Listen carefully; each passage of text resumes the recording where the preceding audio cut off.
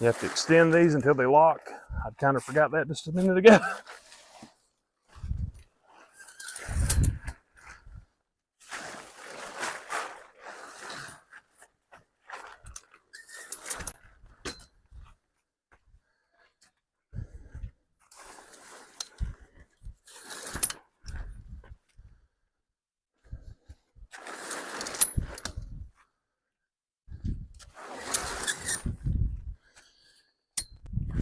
Now you have to lock all your little hooks on.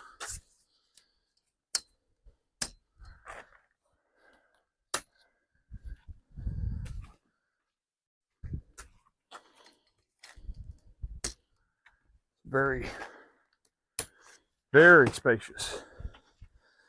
I'm not going to hook the battery pack up, but there's, come over here, there's the LED light strips in here, and this all lights up. And definitely seat or sleep. I wouldn't say 10 people, but 6 probably very well.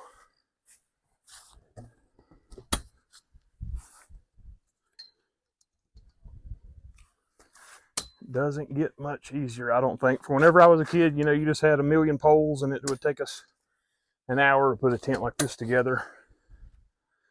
And now we're almost done.